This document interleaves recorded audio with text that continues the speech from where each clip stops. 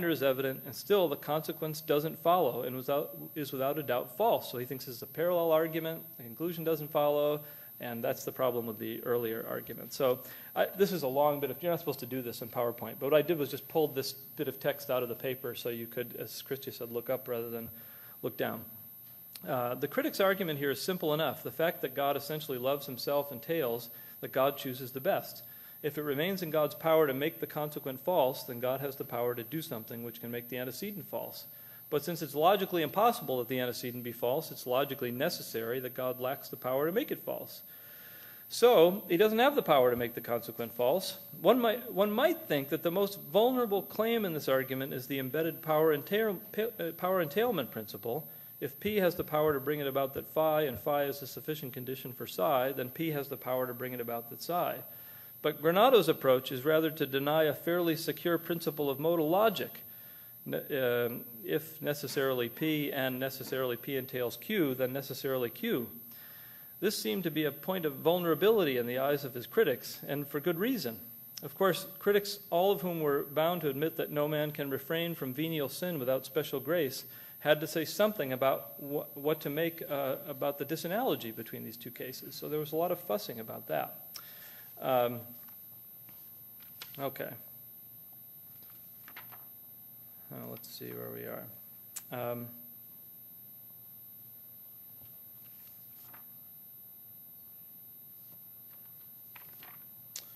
Sorry. So what I'm going to do at this point is just is skip through the rest of this.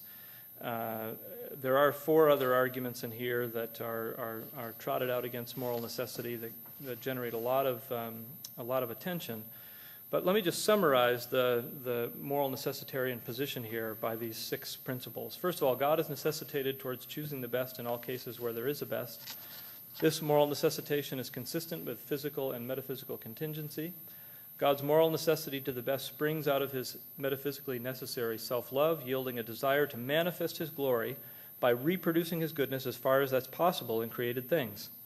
For an action to be morally necessary and free, it must be the case that God can choose from other equally good options or less good options which are possible, absent considerations of God's necessity in choosing the best.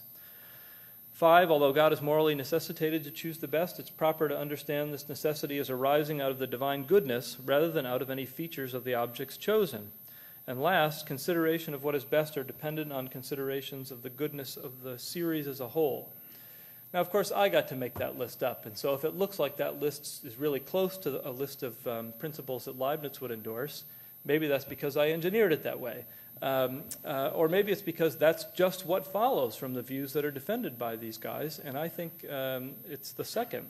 So what I have next in the PowerPoint presentation, and I'm not going to go through because I'm at the 30-minute mark, are just a series of passages where you can see Leibniz endorsing these principles. But honestly, for this audience, do I really need to do that? I mean, isn't it clear to you? Each one of us could go through and come up with a list of passages where Leibniz endorses these principles, so I'm not going to do that. But what I am going to do instead is something I hadn't planned to do, and if you want to follow along here, and you might want to, you'll have to look at section 6 of the printed paper. I must say to Sam and Mike, I've been trying to resist this belief that I'm getting old by pretending that I can read really small type, but that packet has pushed me over the edge, and so I now have to go buy reading glasses. But, you know, I think as I've been listening to the conversation, the main objection that's likely, well, maybe there's more than one, but one objection that's likely to arise to this interpretation is this. I think a lot of people follow Bob Adams in thinking that Leibniz's views on God's freedom in creation follow a certain trajectory, according to which what he challenges near the end of his career is not the claim that there's contingency in God's choice, but rather that there's a contingency with respect to the claim that this world is the best world. And if that's right, then it doesn't seem to fit with this interpretation, right? I'm putting all the weight on the fact that moral necessity entails that there's freedom with respect to God's choice, not that contingency is housed in the fact that, or is explained by the fact that there's a contingency with respect to which world is best. So I wasn't going to read this part, but I think I will, and I'll start in the second paragraph. So the question is, what evidence is there that Bob is right that Leibniz endorses this view that there's contingency with respect to what's best in his later career after the early years. And so since he's here, he can correct me if I get the case wrong. But Bob cites 3 texts to make his case. The first 2 date no later than the early 1690s. The latest passage might be no later than 1691. In fact, unlikely to trouble those who take the endorsement of the contingency of the best thesis to be early. The third, however, comes from some notes which were written in preparation for the Theodicy, which were composed no earlier than 1706, a late date indeed. Bob quotes the text as follows: "It's the same argument. God wills necessarily the work that is most worthy of his wisdom. I say that he wills it, but not necessarily, because although this work is most worthy, that is not a necessary truth." It's true that this proposition, God wills the work most worthy of him, is necessary, but it's not true that he wills it necessarily. For this proposition, this work is the most worthy, is not a necessary truth. It's indemonstrable, contingent, a truth of fact. Boy, that's a hard one for me, it seems. So that seems like trouble. But when you continue to read beyond the portion that Bob quotes, I think it gets very unclear. I believe that, Leibniz says, I believe that one can say generally that this proposition is necessary. His will follow the greatest inclination. In the same way, it's necessary that future contingents would be determined. But it's not true that they would be determined necessarily, which is to say that they're only contingent. Now here the text changes from French to Latin. A is B is a necessary proposition, but it's not therefore true that A is necessarily B. It's a necessary proposition that God wills the better, but does it follow that God necessarily wills what is better? I reply that it can be applied necessarily to the copula, but not to the contents in the copula. God is necessarily he who wills the best, but he is not the one who necessarily wills the best, for he wills freely. In the same manner, one can say, a man wills to walk. This proposition is necessarily contingent, but the contingent does not on this account become necessary. Well, good luck, unscrambling what's going on in this passage. It's not clear. But what's not clear to me is what we're supposed to make of the earlier part that Bob quotes once you look at the rest. It appears whatever confidence he has in the French portion of the passage that God wills the best is necessary is fading when I surmise he later sits down and finishes the note in Latin. That's my guess, But further, as Bob notes, when Leibniz finalizes his thoughts on the passage in the Theodicy 237, he explicitly denies the necessity of the proposition, God wills of necessity the work most worthy of his wisdom. At best, it seems that Leibniz toyed with the thought of endorsing contingency of the best at this point, but there's no clear evidence he endorsed it. Bob also provides evidence that Leibniz on occasion rejects this other position, the contingency of creating thesis, I call it.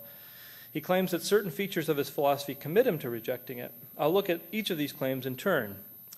First, he begins by citing the evidence which indicates Leibniz's view on this contingency of creation thesis. It's interesting that one of the passages he cites of Leibniz favoring that view doesn't clearly make the point he claims, I think. He says that in Grua 301, Leibniz, quote, denies flatly that the proposition God chooses the best or God wills the best can be demonstrated. One might take this to indicate the contingency of these propositions, but this text by most interpreters' lights is written before the period when Leibniz casts contingency in terms of infinite analysis, a point Bob makes himself a few pages later. So it's not clear that indemonstrability is supposed to amount to contingency for Leibniz at that date. The best evidence for the rejection of a contingency of creation thesis comes, he says, in the same text that endorse the contingency of the best. But we've seen that only the 2 texts that were written before the early 1690s give a good indication that Leibniz considered endorsing that view. Furthermore, it's worth noting that only the earlier of these 2 texts contains a clear rejection of contingency of creation thesis. Bob cites 2 additional pieces of textual data in favor of the rejection of the contingency of creation thesis here, but both seem to me to fail to make the case. The first, a text from the early 1680s, comes from Grua 297, where Bob, quoting Leibniz, quotes Leibniz as saying, "From God's essence or supreme perfection it follows, certainly and so to speak, by a necessary implication, that God chooses the best. But when taken in context, the passage seems to say the opposite. holding explicitly that whatever sort of necessity we attach to God's choosing the best is not absolute necessity. So here's the line in context. There is a necessity of the consequence when something follows from another by a necessary implication.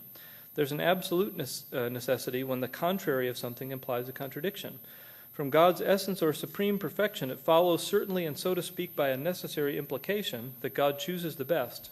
Still, God chooses the best freely because in the best there's nothing absolutely necessary. Otherwise, its contrary would imply a contradiction, and only the best would be possible, all others then being impossible, contrary to the hypothesis. Now, this is a difficult passage. There are two sorts of necessity here, absolute, corresponding to the definition Leibniz always gives for metaphysical necessity, and necessity of the consequence. It seems clear that whatever necessity of the consequence means here, Leibniz doesn't in this passage argue that it's metaphysically necessary that God will the best. The final bit of evidence that Bob adduces to make a case for Leibniz's rejecting the contingency of creating thesis comes from those where Leibniz affirms the impossibility of God's willing evil. Bob argues that if it's impossible for God to do evil and doing a lesser good is evil, then it's necessary that God chooses the best. But as we've seen, Leibniz is clear that the impossibility of God doing something less than the best is a mere moral impossibility.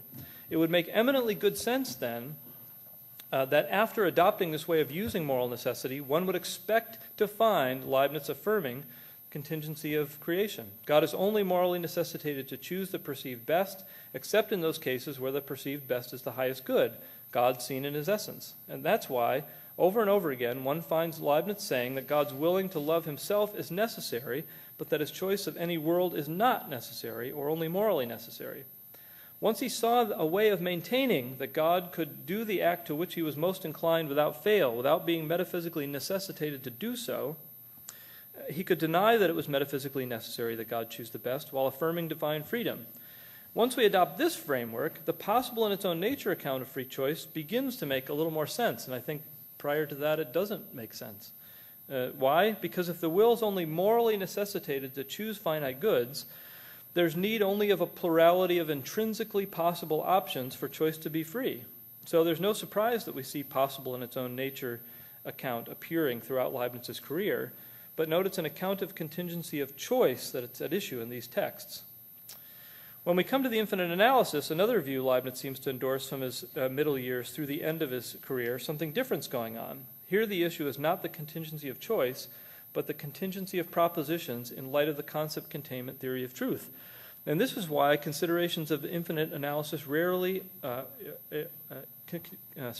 considerations of infinite analysis are rarely, if ever, brought into play when Leibniz discusses why choice is free. Bob cites what seem to be counterexamples to this claim in Grua 480 and 343, but in neither of these passages does Leibniz make an explicit connection between free choice and infinite analysis. In Grua 480, Leibniz does say that an infinite number of motives come to play in every choice, but he doesn't say that it's in virtue of this that free choice can't be demonstrated and is thus contingent. He merely claims, A, that an infinite number of motives enter into choice, and B, that we're free because our doing otherwise doesn't entail a contradiction. No clear connection between the two is made in the text between the two claims.